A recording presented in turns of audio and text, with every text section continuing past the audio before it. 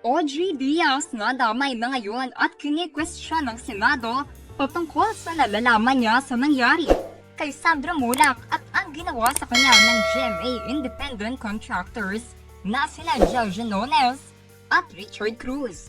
Audrey Diaz hindi napigilan ng sarili at palaban na nag-react sa social media. Ito ang buong storya.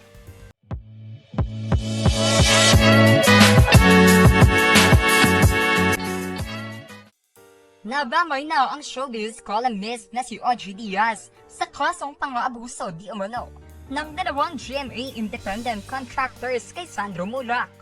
Hindi na rin napigilan ni Audrey Diaz na mag-react sa pagkakadamay sa kanya.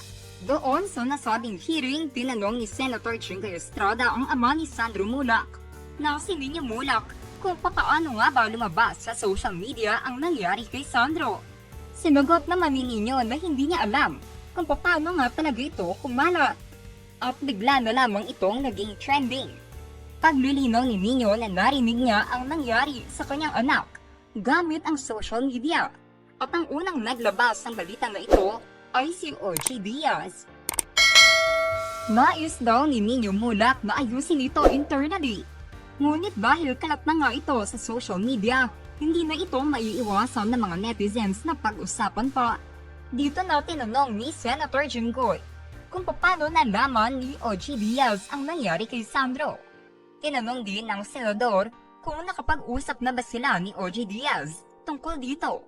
Sinabi naman ni Nino na hindi niya alam kung paano nalaman ni Audrey Diaz at hindi niya talaga alam kung paano ito nag-leak sa social media.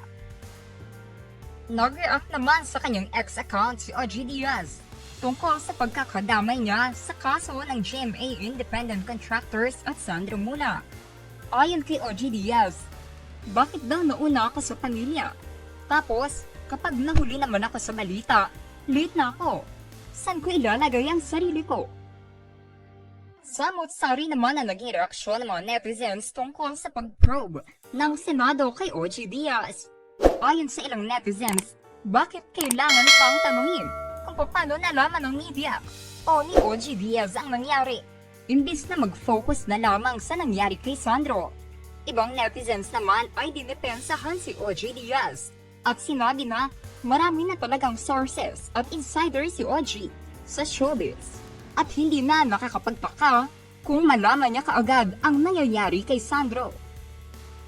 Kilala si Audrey Diaz na pinag-uusapan ang mga latest na showbiz rumors at meron na siyang mga insiders para i-confirm o linawin kung totoo nga ba ang mga rumors na ito. Isa na dito ay ang pagbalita ni Audrey Diaz ng hiwalayan ng Kathniel. Mga ilang linggo bago i-confirm ng dalawa ang kanilang hiwalayan. Dito binansagan si Audrey na fake news peddler, pero totoo naman pala ang kanyang ibinalita. Matatandaan na ibinalita din ni Audrey Diaz ang nangyari kay Sandro Mulak sa kanyang YouTube channel na Audrey Diaz Showbiz Update. Bilang ama, hindi ito pinalampas ni Nino Mulak at humantong na sa korte at sa Senate hearing para makuha ang hustisya sa pang-aabuso sa kanyang anak. Todo deny naman ang dalawang GMA Independent Contractors na sina Jojo Nones at Richard Cruz sa mga alegasyon laban sa kanila. Anong masasabi niyo sa pagkakadamay kay Audrey Diaz sa issue ni Sandro Mulak? At malalaman niya tungkol dito at ang naging reaksyon ni Audrey? Just comment below.